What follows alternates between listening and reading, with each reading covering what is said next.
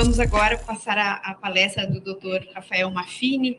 Dr. Rafael é sócio-diretor do escritório Rossi, Maffini, Milman e Grando Advogados, é mestre e doutor em Direito pela URGS, professor adjunto de Direito Administrativo na URGS, juiz substituto do Tribunal Regional Eleitoral do Rio Grande do Sul em vaga destinada para os biênios 2016, 2018 e 2018, 2020, presidente da Comissão Especial de Infraestrutura, Parcerias Público-Privadas, Concessões, Licitações e Desestatização da OAB Rio Grande do Sul, advogado em Porto Alegre. Então, com a palavra, o doutor Maffini. Bom dia a todos. Doutora Marta, agradeço muito o convite por participar desse evento. Doutora Flávia, também uma satisfação reencontrá-la aqui nesse momento em que se debate uma legislação tão relevante ao direito brasileiro e, enfim, à vida da sociedade como um todo. Doutor Juliano, quero pedir novamente escusas, já fiz isso no privado por não poder assisti-lo. Doutor Juliano é um amigo de longa data, aliás, é vice-presidente da mesma comissão da OAB, aquela que a doutora Flávia referiu. E o doutor Juliano é daquelas comprovações de que os alunos, né, ou ex-alunos, frequentemente superam muito, né, os seus professores, e o Juliano é uma prova disso. Eu posso testemunhar os colegas que aqui nos ouvem. O Juliano produz de uma forma espetacularmente relevante e com uma... eu que sou coautor de alguns textos com ele, com uma velocidade quase irritante, né? Então, ele produz muito bem e muito rápido, né? Para quem com ele escreve, acaba sendo sempre um tormento. É uma satisfação. Depois eu vou buscar informações sobre a sua fala, professor Juliano. Eu só não pude participar antes, porque eu estava dando aula, né? Até hoje, depois de 20 e poucos anos de formado, eu não sei ainda se eu sou um professor que advoga, um advogado que dá aula. Então, como eu estava no meu mistério docente até há pouco, eu não pude assistir. Bom, para mim é uma grande satisfação estar aqui no Ministério Público do Estado do Rio Grande do Sul, sobretudo no Centro de Estudos e Aperfeiçoamento Funcional, CEAF, que para mim é uma das figuras mais necessárias em qualquer corporação. É um centro de estudos de aperfeiçoamento para que compreendamos as novidades. Enfim, nós realmente, o doutor Juliano falou, o direito público nos últimos anos tem nos brindado com uma absoluta ausência de tédio, né? Quando a gente entende a lei da liberdade econômica, vem a lei de licitações, agora vem a PEC 32, talvez outras PECs não tão benquistas como outrora já houve. Enfim, temos que estudar e nos capacitar cada vez mais. E ao falarmos de licitações, colegas, e as minhas primeiras impressões, eu vou apresentar aqui uma espécie de overview, uma espécie de análise geral da lei, sem talvez, né, questões mais verticais a respeito dela, mas fazendo algumas observações fundamentais, tá? E já do que eu peguei da parte final da fala do professor Juliano, já quero dizer que eu concordo totalmente com a ideia de que o seu sucesso ou o seu insucesso dependerá dos seus intérpretes, tá? Por que eu digo isso? Primeira coisa que não está em discussão, seja com a Lei 14.133, seja com a Lei 8.666, seja com toda a legislação que entre esses dois marcos normativos houve na nossa história recente da legislação brasileira, é que a licitação é um instrumento de estatura constitucional, de uma relevância sem igual, que tem previsões constitucionais das mais variadas e sem a qual a administração pública e a sociedade brasileira não poderiam conviver. Tá? Bom, ponto. Isso não está em discussão. Todavia, e aqui talvez eu não vá, né, pregar para convertidos ao dizer o que eu vou dizer, nós temos na Lei 8.666 um gravíssimo vício de origem. Tá? Qual é o gravíssimo vício de origem? Dito pelo autor do seu projeto, que era um deputado eleito pelo Rio Grande do Sul. Quando se concebeu o projeto que redundou na Lei 8.666, não se preocupava o legislador brasileiro com a racionalização do sistema de contratação. Preocupava-se o legislador brasileiro em responder aos desmandos de um dos governos mais corruptos que até então havia acontecido no Brasil, que era o governo Collor. Ou seja, não se concebeu uma lei de licitações para licitar. Concebeu-se uma lei de licitações para combater a corrupção. E quando nós nos deparamos com uma situação dessas, eu não tenho como não me recordar do meu falecido e saudoso avô, quando ele dizia: toda vez que eu tenho um problema e eu dou a solução de outro problema, eu passo a ter dois problemas. E é por isso que a Lei 8666 nem se prestou a combater a corrupção e nem se prestou à racionalização das contratações públicas, criando e maximizando o que eu chamo de fetiche da licitação. O que eu chamo de fetiche da licitação? Eu tive várias experiências na administração pública, a primeira das quais foi quando eu fui servidor nomeado para um cargo em comissão no Tribunal de Justiça em 99, e eu chego no gabinete do desembargador Walter Jobim Neto, com quem eu trabalhava, e encontrei ali 3 apontadores daqueles de mesa. Eu não tinha visto 3 apontadores de mesa até então na minha vida. Quando eu pergunto para o meu colega de trabalho, por que tem 3 apontadores de mesa, um em cada mesa dos assessores aqui, ele me respondeu: espera ver o lápis que o tribunal nos entrega. Senhores, criou-se uma figura de fetiche, em que ninguém se importava com a eficiência das contratações, desde que as contratações adviessem de um prévio processo licitatório. Os órgãos de controle, com bem razão, fizeram um severíssimo controle àquelas circunstâncias que eram decorrentes de contratações diretas sem licitação. Como se a realização da licitação por si só solvesse todas as máculas e as mazelas das contratações públicas. De modo que parece que a preocupação com a existência de processos licitatórios, como que se dissesse, não tem problema de ser uma péssima contratação, mais cara, infrutífera, que não é adequada ao interesse e à necessidade da administração, desde que tenha sido feito por um processo licitatório. Como se o processo licitatório se desprendesse do princípio da eficiência, que é um princípio dotado de estatura constitucional, idêntica àquilo que vem a ser por assim dizer, obrigatoriedade do processo licitatório. E aí, muito se puniu, senhores, assim, incontáveis circunstâncias se sancionou, incontáveis outras circunstâncias se contratou, vamos dizer assim, sem que isso, ou por bem ou por mal, realmente satisfizesse o interesse público. Tivemos vários problemas, por assim dizer, relacionados com contratações públicas que não eram efetivamente eficientes. Eu tive aqui uma pequena, eu não sei, saiu a tela aqui, eu só gostaria de saber, eu estou ainda sendo ouvido? Ah, tá. Obrigado. Obrigado. Desculpa. Perfeito. Perdão, senhores. Pois bem. Então, o que acontece? Eu diria, em boa hora, se pretende a modernização do processo licitatório no nosso país, e quando se fala desse processo licitatório, nós temos que entender uma espécie de linha do tempo, que é uma linha do tempo muito importante. Nós tivemos a 8666, logo depois dela, pouco mais de 1 ano e meio depois, nós tivemos a Lei de Concessões, que trouxe também matérias... É difícil de acompanhar. Matérias relacionadas com aquilo que vem a ser licitação para os contratos de concessão e permissão.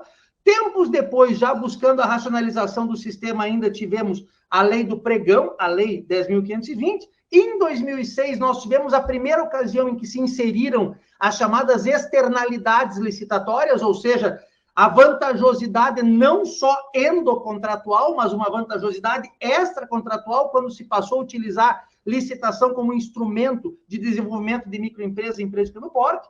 Depois nós tivemos a lei de 2010, que é a lei que ainda hoje se preserva, mesmo com a 14.133, de contratação de agentes de publicidade. Tivemos o RDC em 2011, tivemos a lei das estatais em 2016. De modo que, numa primeira visão que eu refiro sobre a lei atual, a lei 14.133, ela, poderíamos dizer assim, ela é uma soma de lei do pregão, ela é uma soma de lei do pregão, com RDC, com um pouquinho da lei das estatais, tudo isso devidamente misturado com uma pitadinha de LINDB que em boa hora veio inserida no processo licitatório, perfazendo, portanto, a Lei 14.133, de 1º de abril de 2021. Né? Aliás, se a 8666 trazia consigo a piada de ser o número da besta, né? A Lei 14.133, ela traz consigo a piada de ter sido editada no 1º de abril. Pois bem, eu espero muito que ela sirva para superarmos aquela situação que eu qualifico respeitosamente como fetiche da licitação. Todavia, as minhas primeiras impressões, e aí eu já brinquei isso com o Juliano numa outra ocasião, elas são impressões dúbias. Por quê?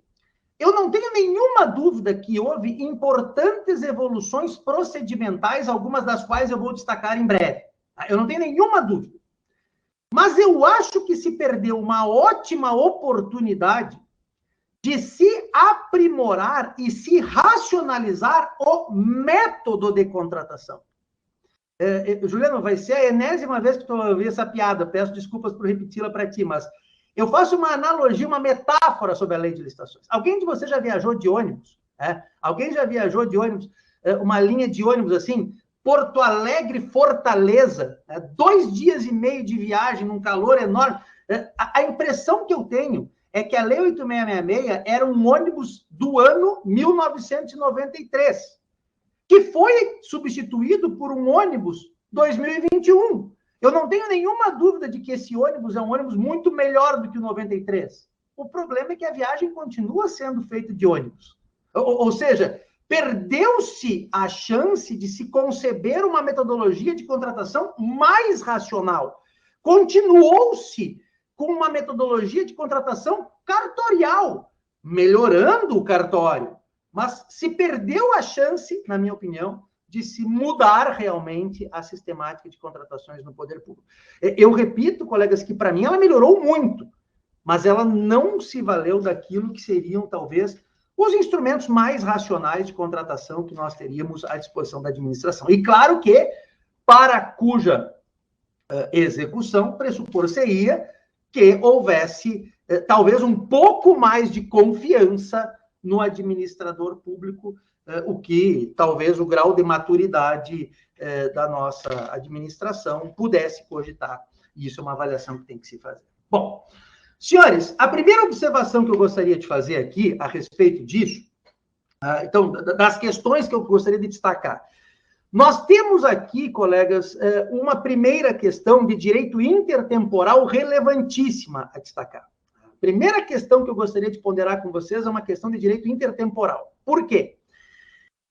Poderia o legislador ter optado por uma abrupta revogação da 8666 e imediata implantação da Lei 14.133, o que certamente não seria adequado, porque a administração pública não teria tido tempo de se capacitar. Então, teria esta opção, e em boa hora não o fez. Poderia o legislador ter feito com a nova lei de licitações, por exemplo, o que fez com o CPC, com o que fez com o Código Civil, criando um novo diploma legal e lhe dando uma vigência, uma vacácio para que a vigência começasse tempos depois.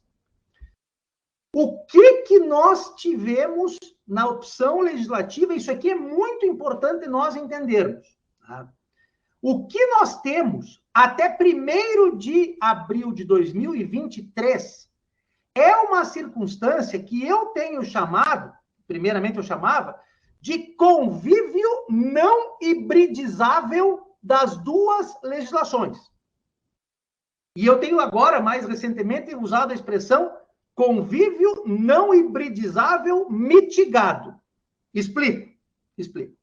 O que a lei estabeleceu? Bom, em matéria de tipos penais, já estão revogadas as regras do artigo 89 a 109 da 8666 e o artigo 178 da Lei 14.133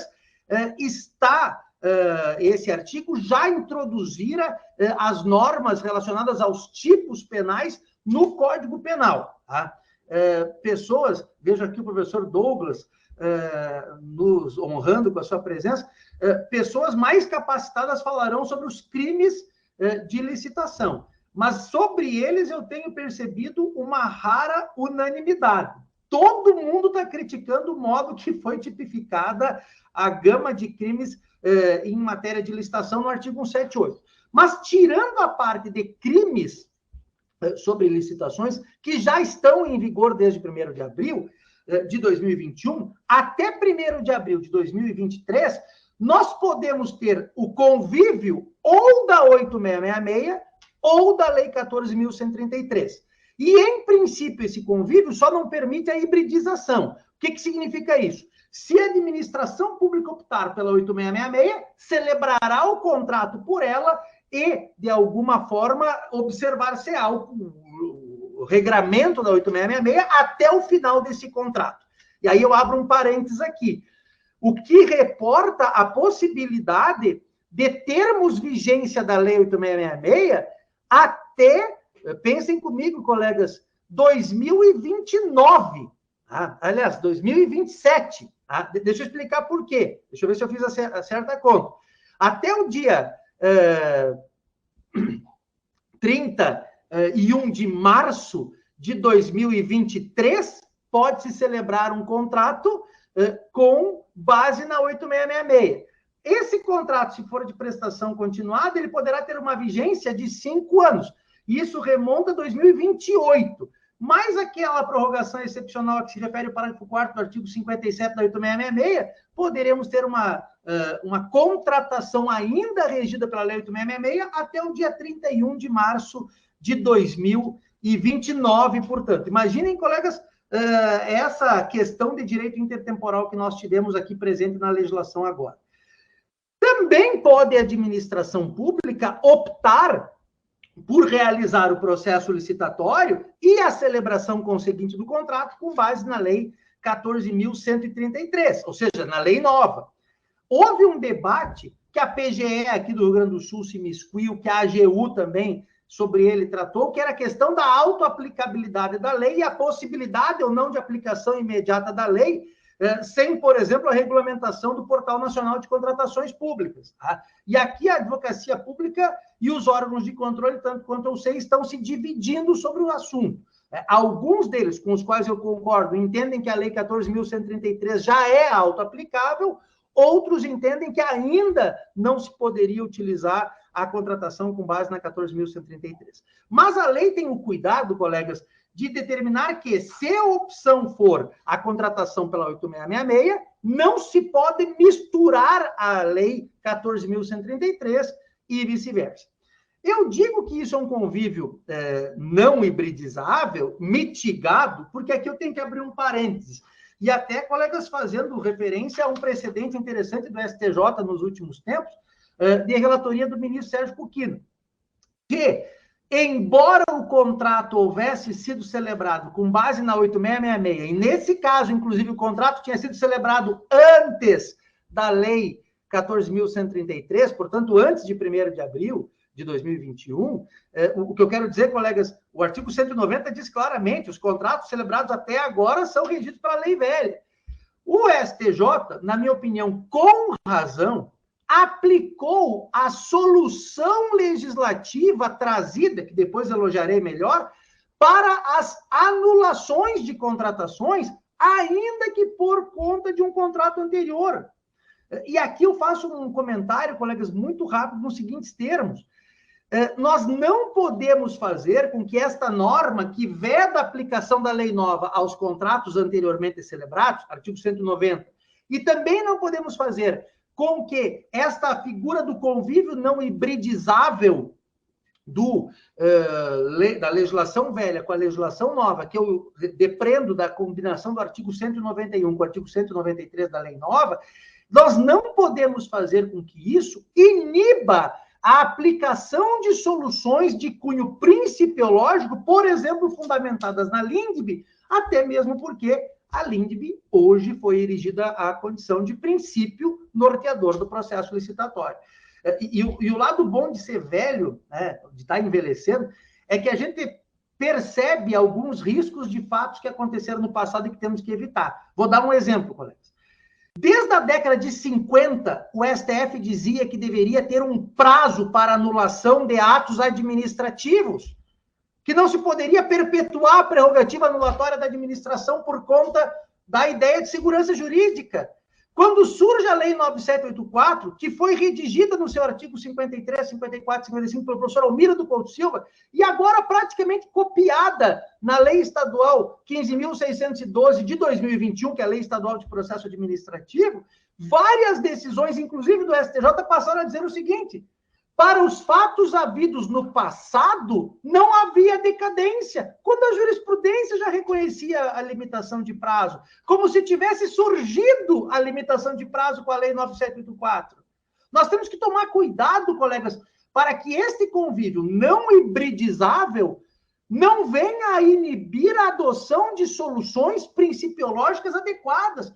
Por isso que eu aplaudo a decisão do ministro Kukina, do STJ, que disse o quê? Que ainda que o contrato seja anterior à Lei 14.133, aquelas soluções do artigo 147 e 148, que dizem que o contrato não será anulado quando for de interesse público, estabelecendo, inclusive, uma quantidade X de itens a serem observados, pode se aplicar a contratos anteriores. Por isso que eu diria assim, quando eu falo de convívio não hibridizável mitigado, é porque, evidentemente, as soluções positivadas na lei nova, que decorrem de normas de conteúdo principiológico já de antes aplicável, é evidente que elas poderão ser utilizadas na contratação anterior. Que não venha a positivação de novidades interessantes atrapalhar. O que tem de novo é a positivação, as normas principiológicas que restaram nelas concretizadas. Então, essa é uma advertência que eu faço de direito intertemporal, colegas, porque pode acontecer dos senhores, enquanto membros do MP, se depararem no próximo dia, no próximo mês, no próximo ano ainda, até pelo menos 1º de abril de 2023, os senhores se depararem ainda com a Lei 8666. E o ser humano, colegas, traz consigo um misoneísmo que sempre lhe dá medo das coisas novas. Então, há uma tendência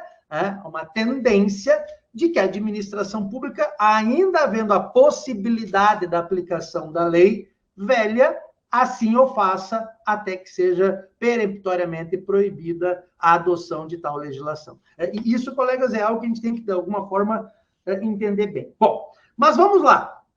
Eu gostaria de fazer as minhas primeiras impressões, são, em linhas gerais, positivas no tocante ao procedimento, e eu gostaria de, enfim, indicar algumas informações que talvez já sejam do conhecimento dos senhores, mas, assim, que eu gostaria de destacar como primeiras impressões positivas da lei. A primeira lembrança que eu faço é que há, hoje em dia, no arcabouço normativo brasileiro, uma legislação própria para as estatais. Então, só para lembrá-los, isso aqui todo mundo já conhece, em matéria de estatais, colegas, a legislação que rege as licitações e as contratações, eu tenho sustentado que não há mais contrato administrativo em estatal, eu sei que isso é um assunto polêmico, mas é a Lei 13.303 de 2016. Por isso que o artigo 1º, parágrafo 1º, diz: para as estatais não se aplica a Lei 14.133, salvo em matéria penal, o que, aliás, já era determinado pelo artigo 41 da Lei 13.303,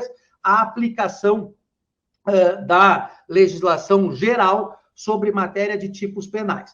Mas, em geral, colegas, vamos lembrar, estamos falando, portanto, de uma legislação que não é aplicável a estatais.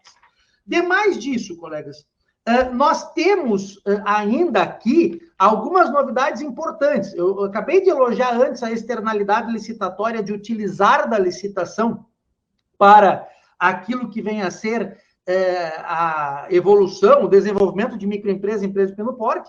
Nós temos hoje em dia, colegas, a reiteração de que essa lei convive com a Lei Complementar 123 e ao aprimoramento, aqui me parece digno de nota, no sentido de evitar que as microempresas e empresas de pequeno porte façam mau uso desse privilégio licitatório. Isso também é algo que vem em boa hora no artigo 4º da lei. O artigo 5º, colegas, traz um rol de princípios, né, também bastante modernos, e eu destaco aqui a figura da LINDB, mas eu passo agora, colegas, para aquilo que, para mim, acaba sendo as verdadeiras virtudes em matéria de Lei 14.133. Tá? Primeira das virtudes que eu gostaria de salientar a todos aqui. Tá? Do artigo 18 em diante, tá? Nós temos, e isso é digno de muito aplauso, nós temos todo um cuidado com a chamada fase preparatória do processo licitatório, que antes nós chamávamos de fase interna, que era tudo aquilo que acontecia antes da divulgação do instrumento convocatório, antes da divulgação do edital, ou, no caso, da carta convite com base na 8666. E por que eu aplaudo isso? Porque, colegas, grande parte dos problemas que existem hoje em matéria de contratações públicas decorrem da fragilidade que a administração pública perpetrou na fase preparatória, na hora de delimitar o objeto, na hora de fazer as estimativas, na hora de elaborar os projetos. Então, a primeira nota que eu gostaria de salientar, que me parece digna de aplauso e que precisa ser devidamente analisada por todos nós, é justamente o catálogo de regras que versa sobre esta fase preparatória. Tá?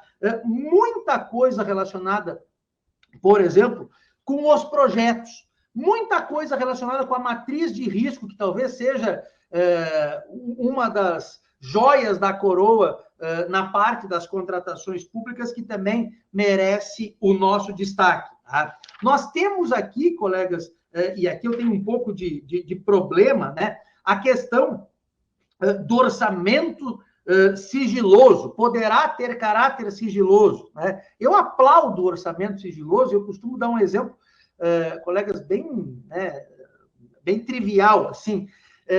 Quando um de nós vai contratar algum serviço, a gente não escancara qual é o valor que temos à disposição para essa contratação. Vou contratar um médico, doutor, eu tenho X mil reais para lhe pagar. A gente não diz isso. Tá? A gente não diz isso, porque o sujeito vai cobrar perto do valor, que é o valor que nós, de alguma forma, dizemos ter disponível. E quando eu falo isso, alguém dá risada, eu lembro, colegas, que a 8666 tem essa sistemática. Então, a figura do orçamento sigiloso, obviamente que não é sigiloso aos órgãos de controle, auxilia na obtenção das propostas mais vantajosas. Bom, aqui eu gostaria de chamar a atenção dos senhores, colegas, de uma questão que é a previsão de obrigatoriedade de implantação de programas de integridade pelo licitante vencedor no prazo de 6 meses contados da celebração do contrato, tal como disposto no artigo 25, parágrafo 4º da lei nova. E eu explico qual é o problema aqui. Essa lei, colegas, ao trazer a regra da obrigatoriedade de as empresas implantarem um programa de compliance, programa de integridade 6 meses depois, nos contratos de grande vulto, nos traz alguns problemas que eu gostaria de rapidamente destacar. O primeiro dos problemas, o primeiro deles, colegas, é o fato de que, primeiro dos problemas, é que contratação de grande vulto, segundo a definição do artigo 6º, é aquele que supera 200 milhões de reais. Então, uma empresa que tenha condições de celebrar um contrato de valor de 200 milhões de reais, por razões, eu diria, empresariais, ela tende a já ter o seu programa de integridade, já ter o seu programa de compliance. Então, talvez ela tenha algo de inócuo nessa obrigatoriedade. E o segundo comentário, a segunda observação que eu faço, e aqui eu já quero lembrá-los que nós já tivemos problemas quando o surgimento da 8666 para saber o que é norma geral e o que é norma especial. A legislação do Estado do Rio Grande do Sul, por exemplo, exige a implantação de programas de compliance quando quando o valor do contrato é menor do que esse de 200 milhões de reais. Razão pela qual eu chego a me perguntar se não seria aqui uma discussão importante relacionada com a, vamos dizer assim, competência legislativa para tratar do assunto de licitação, que novamente vai surgir.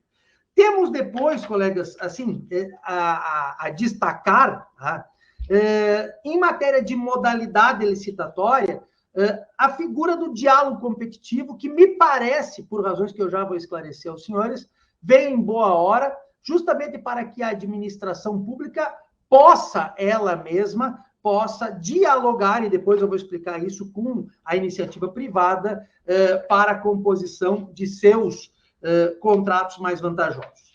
Uma outra grande virtude, colegas, que eu trago da lei, e assim, eu estou aqui destacando alguns temas para que depois possamos aprofundá-los no curso da nossa preparação, no nosso estudo sobre isso, é o fato de que a lei, colegas, ela destaca, e isso me parece muito interessante, uma série de disposições que a lei chama de disposições setoriais. Tá? O que é chamado de disposição setorial? Nós temos, colegas, regras para compras, que prevêem, por exemplo, o planejamento de consumo anual, com princípios de padronização, parcelamento, que merecem a nossa atenção, muda um pouco o modo de pensar as contratações no tocante ao parcelamento, por exemplo, que passa a ser a regra e não a exceção. Tá? Nós temos a figura da prova de qualidade em matéria de compras, colegas, que é algo bastante importante. Nós temos também disposições setoriais sobre obras e serviços de engenharia, sobre serviços em geral, sobre locação de bens, ou seja, e licitações internacionais. Aqui, colegas, repito, além de ter um destaque todo especial a planejamento, nós também temos um destaque especial ao planejamento determinado por setor de contratação, o que acaba sendo, colegas, bastante importante. Além disso, nós temos aqui um destaque especial a fazer, colegas, que é a figura da divulgação da licitação através do Portal Nacional de Contratações Públicas, que vai jogar a luz do sol, né?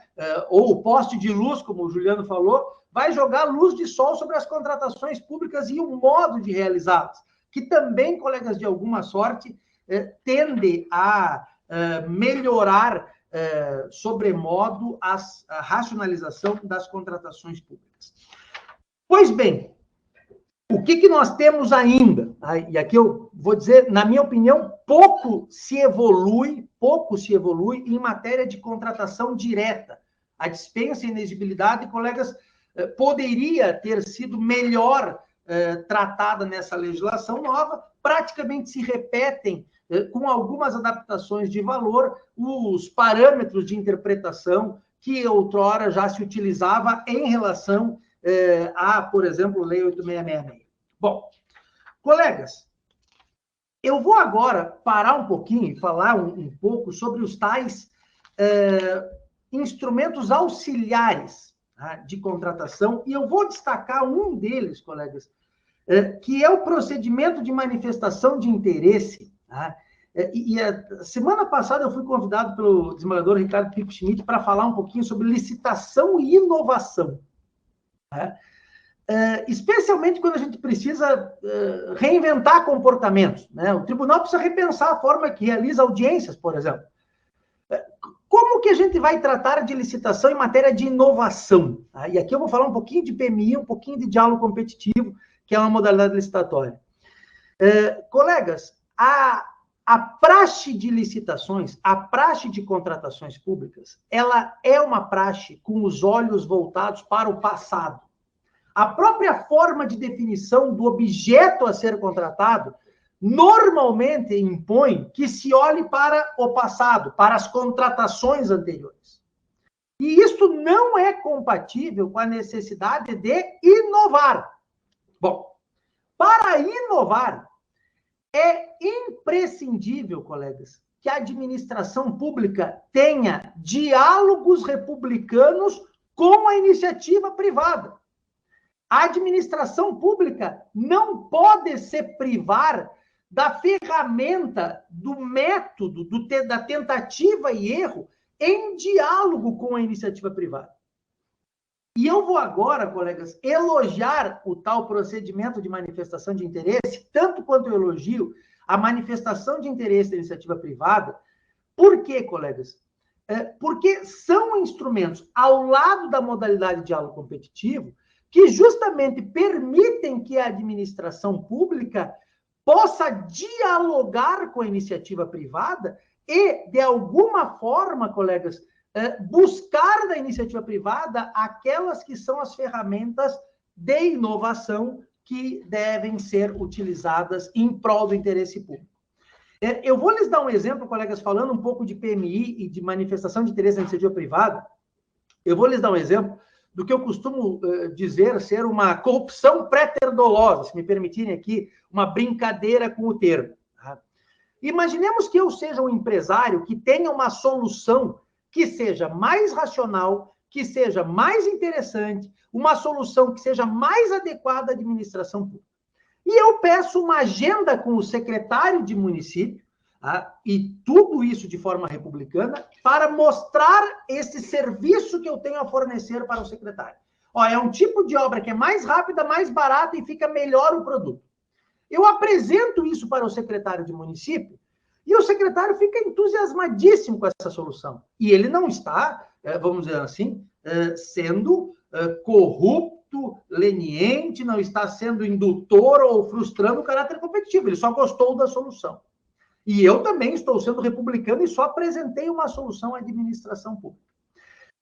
O secretário de município passa para sua assessora a ideia de confeccionar um edital de licitação para licitar isso.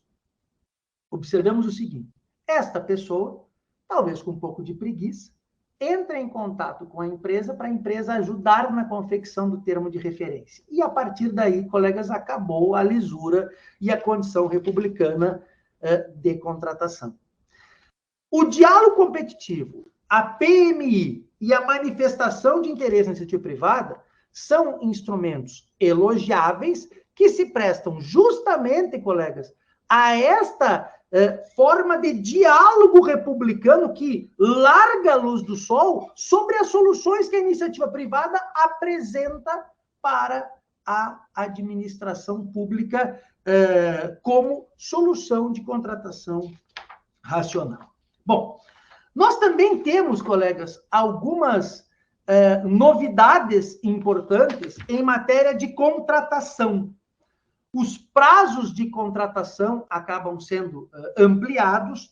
Nós temos, além disso, além dos prazos de contratação ampliados, nós temos uma importante novidade sobre a alocação de riscos. Nós temos também importantes novidades no tocante à alocação de riscos, colegas, a matriz de risco, tal como previsto na legislação, no artigo 103. Nós vamos ter também, colegas, as prerrogativas contratuais, as tais cláusulas orbitantes, de algum modo redefinidas e revocacionadas, e nós temos uma série de outras novidades, por exemplo, e aí sim eu destaco, colegas, estas novidades, em matéria de nulidades dos contratos da licitação. A legislação, colegas, na minha opinião, em boa hora, trouxe consigo soluções que condicionam a desconstituição dos contratos celebrados, ainda que com vício, a demonstração de que o desfazimento do contrato, colegas, é de interesse público. Uma ideia de modulação consequencial. Eu e o Juliano, um tempo atrás, escrevemos um artigo usando essa expressão. Uma modulação consequencial. Existem vários casos em que a desconstituição do contrato, ou pelo menos a desconstituição abrupta do contrato, é mais perversa, é mais inadequada ao interesse público do que a sua preservação. Razão pela qual, colegas, a legislação passa a viabilizar que contratos, ainda que celebrados de modo inválido, sejam mantidos.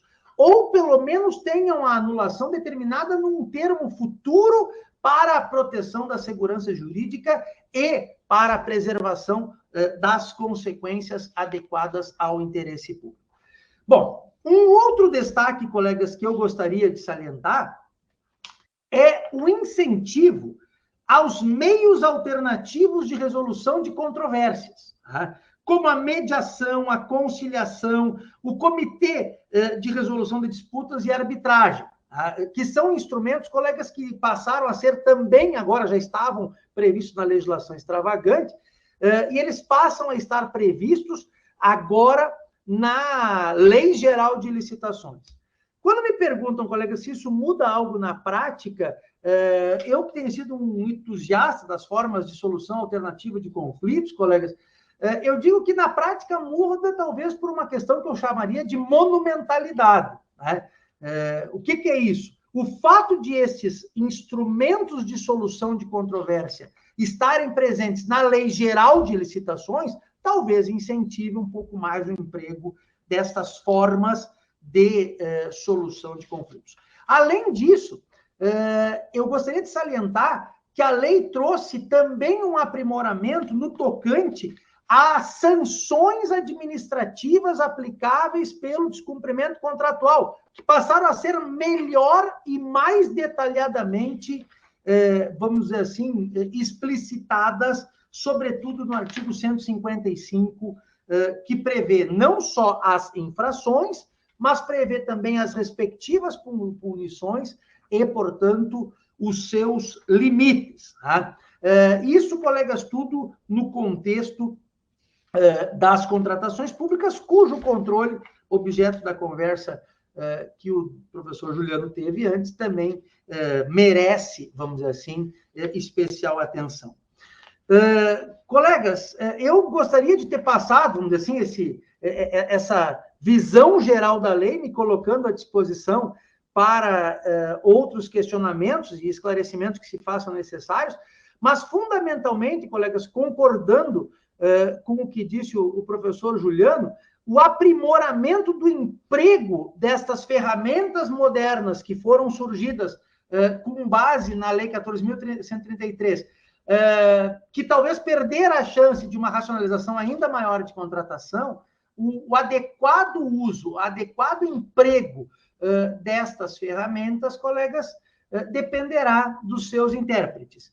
E eu não tenho nenhuma dúvida que dependerá fundamentalmente dos órgãos de controle, razão pela qual eu sugiro a todos que, para que tenhamos uma nova lei de licitações, para que tenhamos uma nova e moderna aplicação da lei de licitações, que nós tenhamos, fundamentalmente, uma nova e moderna forma de pensar na lei de licitações. É esse o clamor que eu tenho sempre que eu posso, deduzido, sobretudo quando eu falo para órgãos de controle. Se nós quisermos aprimorar as contratações estatais, talvez os órgãos de controle, a balizar comportamentos dos órgãos controlados, sejam os primeiros a ter essa incumbência, esse mistério de interpretar adequadamente a legislação que nós estamos vendo e sobre a qual, evidentemente, teremos muitos, doutora Marta, encontros relacionados sobre o tema. Eu me coloco à disposição para eventuais dúvidas que estejam ao meu alcance e agradeço uma vez mais a oportunidade de ter trazido essas minhas primeiras impressões sobre a Lei 14.133. Doutor Maffini, muito obrigada pela sua aula, assim como a do doutor Juliano Heinen. Estamos muito satisfeitos. Ambos os palestrantes são professores, são muito didáticos, são muito claros e deixaram esse tema também mais arejado para todos nós.